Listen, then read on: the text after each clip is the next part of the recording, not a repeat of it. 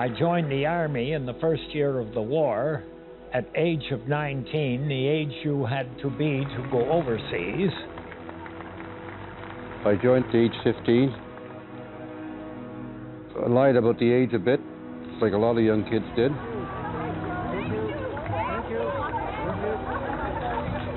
We fought all through the Battle of Normandy, Calais Gap, over the Seine, up into Belgium, and then came in through the top part of Holland. Men of an Ontario infantry battalion and a Western tank unit attacked the Dutch town of Groningen. And that's where we were for the whole winter of 1944-45. How you do? Well, pleased to meet you. Thank you very much. Yeah. My father was 17 years old when Leeuwarden was liberated, and this was his heroes. He was been waiting for them for 5 years. They came and he collected no end of autographs of your liberators.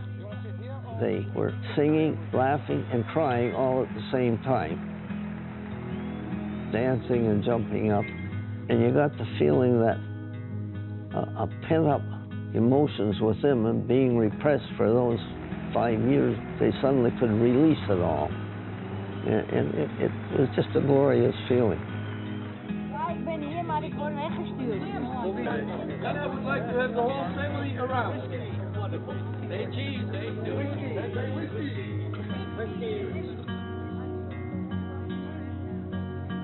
I'd like to introduce and to welcome the 18 Canadian Liberators with their family and their companions. Thanks again for being here. Without the efforts of you and your colleagues 70 years ago, we wouldn't have been here at all today.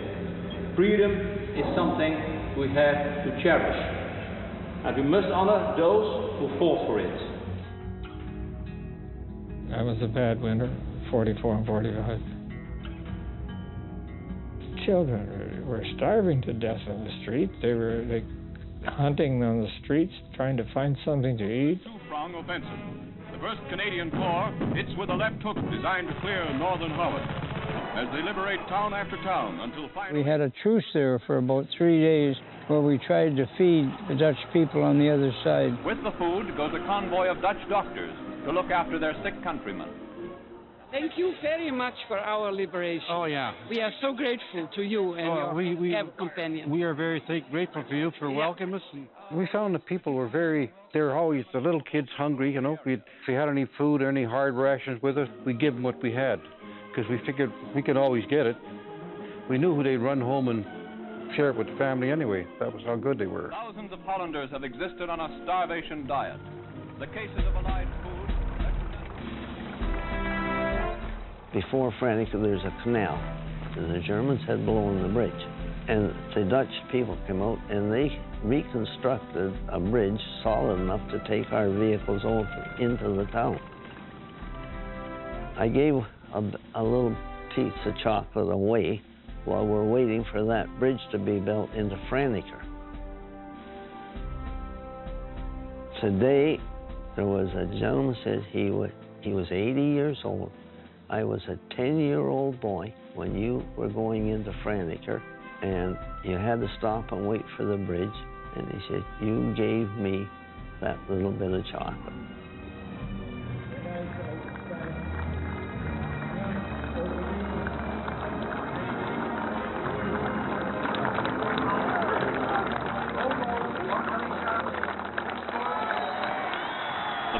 Play and the people welcome the dawn of a free new day. I was always on a motorcycle. Being young and foolish, I was never where I was supposed to be.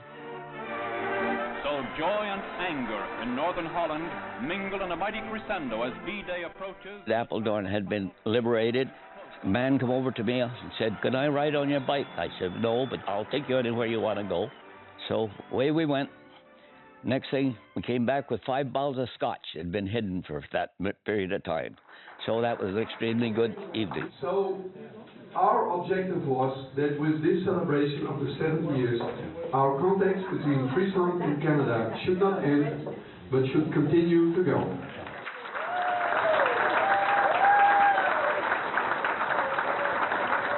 And what we also would like to offer the ones who would like to do that, we have 2 amphibious vehicles here. And they are not for nothing, they are just for sailing. So we get you into the water and hopefully also out of the water.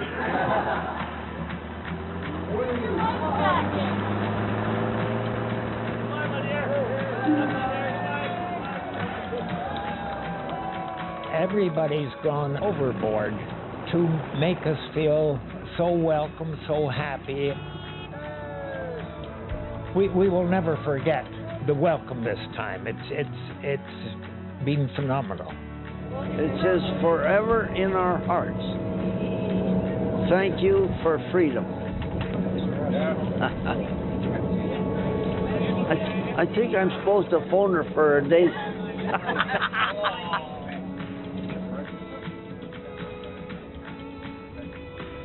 Yesterday, of course, as we went once again back to Holton, it brought back those unfavorable memories, but they're something that we found ourselves we have to face. One of our fellows called Howard Emerson, he's buried at Holton. Yes, cemetery. He was killed on the 1st of May, 16 hours before we come out of the line, before it was over.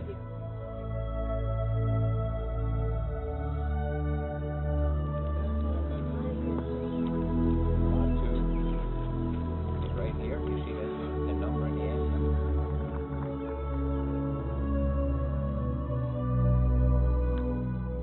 This particular gentleman was in my platoon, and I know him very well. He was in the Cape Breton Highlanders, of course, support company, and we became very good friends.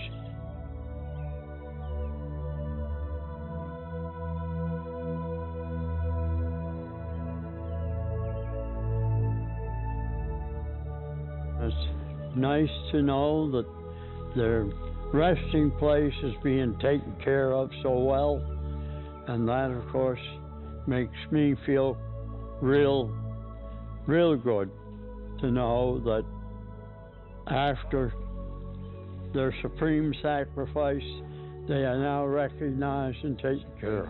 Right in here somewhere. Oh, that's straight. Oh, here we are. Here we are. You can find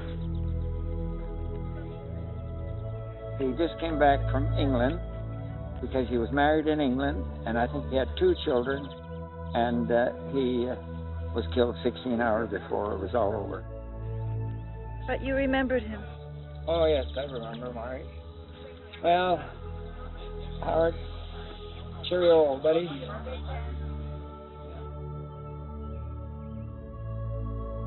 You can't go home and explain it. It's impossible. The family is with us. They're absorbing the same thing I am. You no longer have, you try to explain beforehand what all this is about, but you can never really explain. You can say it in words, but here they get the feeling. They get the camaraderie. They get everything that's all wrapped up in one. And they're getting the same thing that I'm getting, which is good.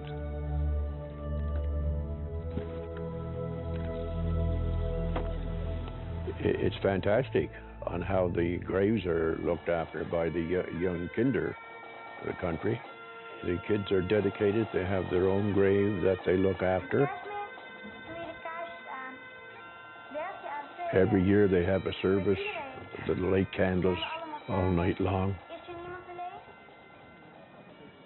See, Dutch people and the Canadian people have forged a bond no other nation in the world has ever done.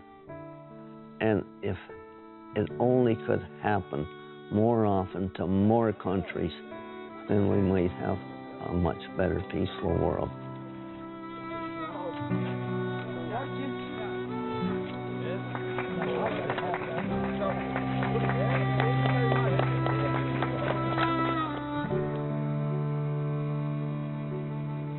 I assume that this will be the last one because of the average age of all the veterans now. So if we were back here to do it in 5 years, we'd be like 95 and 100 years old, so there won't be too many. There's bound to be some, you know, but I don't think that'll be on the same scale. So, got to be an end to everything, I guess.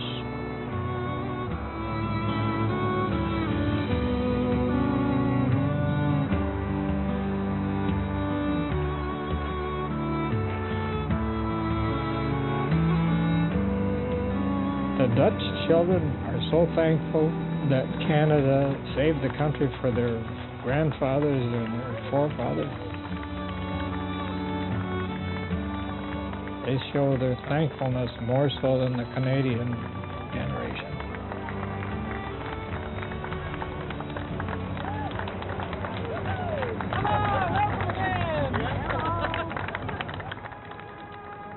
All of their children are getting that history, so that they're passing it on to their children. And we're starting to do more of that at home, and we need a whole lot more of it, because you just can't let that disappear. I always maintain that if you don't know where you've been, how do you know where you're going? And we need that. Tradition is important. Well, you are our heroes, and we love you. And our children would like to present you with a gift.